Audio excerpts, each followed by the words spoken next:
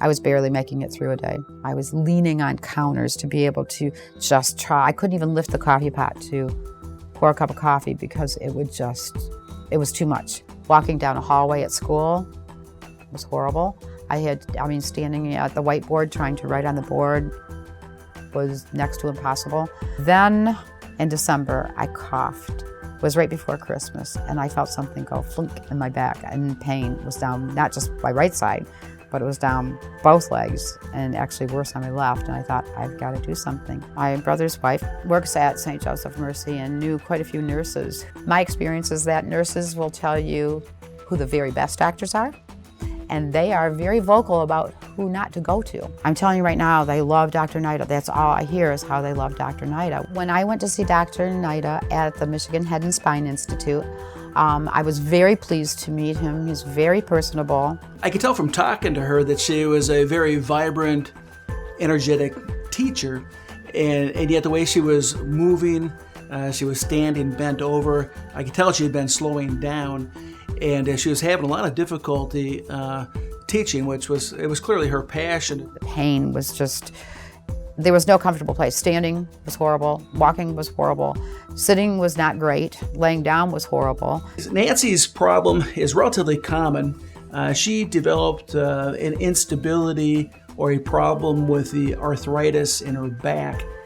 She had what we call a spondylolisthesis, which is a degenerative slip of the spine.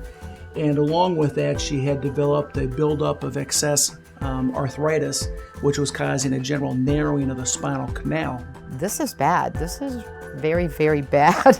When could you do the surgery? What would you do? And he's very frank, very, very frank. Basically, what I told her I could do for her is that I could do what's called a decompressive laminectomy, where we take off some of the bone to make more room in the spinal canal, and that we would do also a stabilization procedure so that it would no longer slip or rock.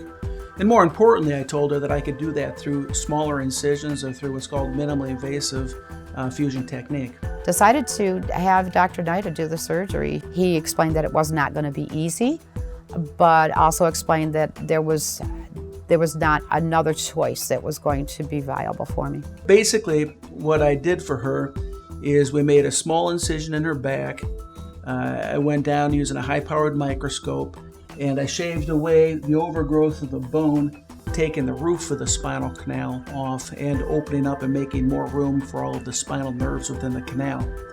And once I had done that, then I cleaned out the disc space, brought it back up to a normal working height, put in a spacer that was packed with bone graft material, and then we used very small incisions to place minimally invasive pedicle screws with rods, what we call stabilization. So now Nancy is over 4 months out from her surgery.